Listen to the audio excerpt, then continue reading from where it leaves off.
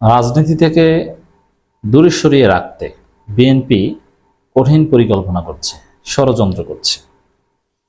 কিন্তু বিএনপির ষড়যন্ত্র না, বিএনপির কোনো কিছুই এখন আর সফল হবে না। এক শিবিরের সাথে বিএনপি পারবে না। দর্শক, বিএনপি কি চায় এই চিত্রটাকে একটু আমরা বলছি, জনগণকে বোঝান।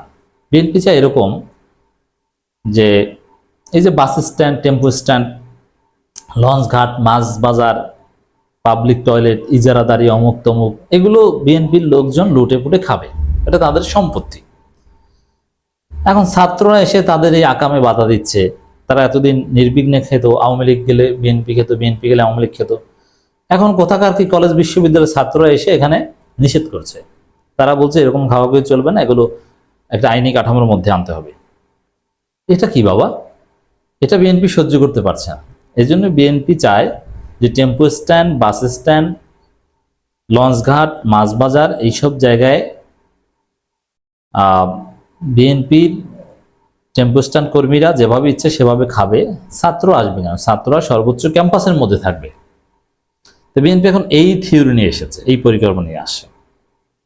কিন্তু আমরা বলবো যে না বাবা, এটা হবে না। ছাত্ররা সব জায়গায় যাবে, ছাত্ররা যেখানে অন্যায় সেখানে যাবে, বাধা দিবে।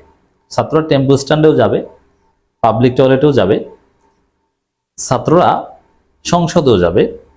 ছাত্ররা সব জায়গায় যদি না যেত তাহলে হাসিনার পতন হতো না। তো এখন বিএনপি জানে যে ছাত্ররা সব জায়গায় যে ক্যাম্পাস থেকে বেরিয়ে হাসিনার পতন ঘটিয়ে দিয়েছে, তো সামনে বিএনপি আকাম করলে বিএনপিরও তো পতন ঘটিয়ে দিবে। এজন্য এখন শুধু ক্যাম্পাসের মধ্যে আবদ্ধ করে রাখতে চায়। এটা হচ্ছে বিএনপির পরিকল্পনা। কিন্তু এই পরিকল্পনা বাস্তবায়ন হবে না। শিবির সব জায়গায় আছে, থাকবে। অতএব আপনারা পারবেন না।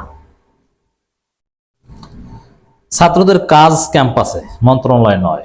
তাহলে মন্ত্রণালয় বিএনপির কাজ নাকি টেম্পো স্ট্যান্ডের কাজ? যেখানে আকাম সেখানেই ছাত্ররা প্রতিরোধ করবে, প্রতিবাদ করবে, সব জায়গা থাকবে। মন্ত্রণালয় আকাম করবেন আপনারা, আর ছাত্ররা কিছু বলবে না, আপনার আকাম হতে দেওয়া হবে না। কিন্তু এখন দেখা যাচ্ছে বিভিন্ন মন্ত্রণালয় ছাত্র সংগঠন কমিটি দেওয়া হচ্ছে।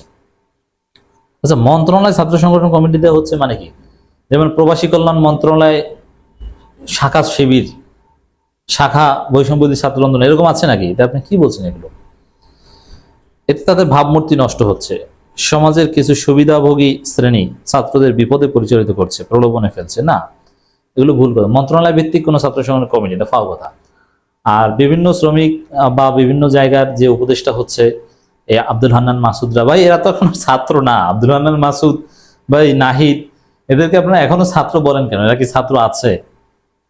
এখন যে অর্থে ছাত্র বলা যায় ওই অর্থে তো রুহুল কবির রিজভীও ছাত্র, কিন্তু কনভেনশনাল এদের মাস্টার শেষ, এদের পড়াশোনা শেষ।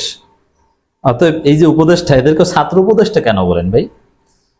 এরা ছিল ছাত্র, কিন্তু এখন এদের মাস্টার শেষ, পড়াশোনা জগৎ থেকে এরা বের হয়ে এসেছে, শেষ। এখন তারা কর্মজীবনে এসে। তো এইগুলো বলে এই তরুণদেরকে দমিয়ে রাখা যাবে না। বিএনপির সিনিয়র যুগ্ম মহাসচিব অ্যাডভোকেট রুহুল কবির রিজভী বলেছেন, ছাত্রদের কাজ ক্যাম্পাসে, মন্ত্রণালয়ে না, ছাত্রদের কাজ সব জায়গায়। এদেশের নাগরিক তারা। কিন্তু এখন দেখা যাচ্ছে বিভিন্ন মন্ত্রণালয় ছাত্র সংগঠনের কমিটি দেওয়া হচ্ছে। এতে তাদের ভাবমূর্তি নষ্ট হচ্ছে। সমাজের কিছু সুবিধাভোগী শ্রেণী তাদের বিপদে পরিচিত হবে, প্রলোভন। মানে বিএনপি, এরা যদি ক্যাম্পাসের মধ্যে থাকে, বিএনপি ইচ্ছা মতো খেতে পারে। রুহুল কবির রিজভী বলেন, আমরা শুনেছি প্রধান উপদেষ্টার সব মামলা প্রত্যাহার হয়ে গেছে। উনিও শেখ হাসিনার ঈর্ষা, বিদ্বেষ এবং আক্রোশের শিকার হয়েছেন। আমরাও আন্দোলন সংগ্রাম থেকেছি, নির্যাতন, নিপীড়নের শিকার হয়েছি। দু একজন উপদেষ্টাও নিপীড়নের শিকার হয়েছেন। তাদের মামলা যদি প্রত্যাহার হয়ে থাকে তাহলে এই লাখ লাখ মানুষগুলো কেন হচ্ছে না? অতি দ্রুত মামলাগুলো নিষ্পত্তির আহ্বান জানান। হ্যাঁ, মামলাগুলো নিষ্পত্তি করতে হবে, কিন্তু মামলা নিষ্পত্তির ধরন রয়েছে। ব্যক্তি ইউনূসের মামলা নিষ্পত্তি আর অনেক আসামি যেসব মামলায়, সেগুলো নিষ্পত্তি এক না। ডক্টর ইউনূসের মামলার ধারা আর বিএনপি জামাতের বিরুদ্ধে রাজনৈতিক মামলার ধারা এক না। নিষ্পত্তির একটা সিস্টেম আছে। অতএব এক করে দেখলে হবে না। ডক্টর ইউনূসের মামলার স্টেজ আর বিএনপি জামাতের বিরুদ্ধে মামলার স্টেজও এক না। তো এই ডক্টর ইউনূসের মামলার সাথে বিএনপি জামাতের মামলার তুলনা করা, এটা অন্যায়। এটা না বুঝে ডক্টর রুহুল কবির রিজভী নাকি আইন করেছেন, এটা বোঝার কথা। আবার অ্যাডভোকেটও লাগান নামের পিছনে। তিনি বলেন, শেখ হাসিনা মাদক সম্রাজ্ঞীদের এমপি বানাতেন। গডফাদার ও মাদক কারবারিরাই সে ছিলেন হাসিনার কাছে বেশি সম্মানিত।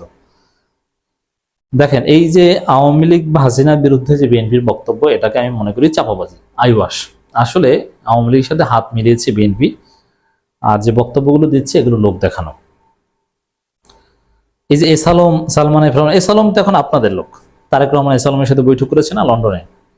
অতএব আপনারা এসালমের বিরুদ্ধে বলেন কেন? আপনাদের নেতারা এসালমের টাকা খেয়েছে, এখনো চলে। সালাউদ্দিন এসালমের লোক, আপনাদের মহাসচিব হতে যাচ্ছে এসালমের লোক। অতএব আওয়ামী লীগের বিরুদ্ধে বিএনপির যে কথা, এটা চাপাবাজি। আমেরিকানরা ফ্ল্যাট কিনতে সাহস পায় না, সেখানে শেখ হাসিনা বিমানের ফ্ল্যাট কিনেছে জানিয়ে, ইত্যাদি ইত্যাদি। আপনাদের লোকজনও কিনবে, 400 কোটি টাকার মালিক।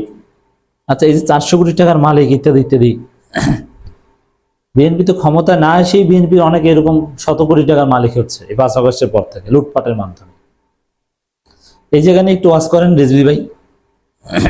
যাই হোক দর্শক, নানান কথা বলেছেন, মূল কথা এটাই যে বিএনপি, রিজভী এরা বিভিন্ন থিওরি দিয়ে, বিভিন্ন কথাবার্তা বলে ছাত্রদেরকে রাজনীতি থেকে দূরে রাখতে চাইছেন এবং ইচ্ছা মতো যেন লুটে পুটে খেতে পারে, কোনো বাধা না থাকে, সেই রাস্তা তৈরি করতে যাচ্ছেন।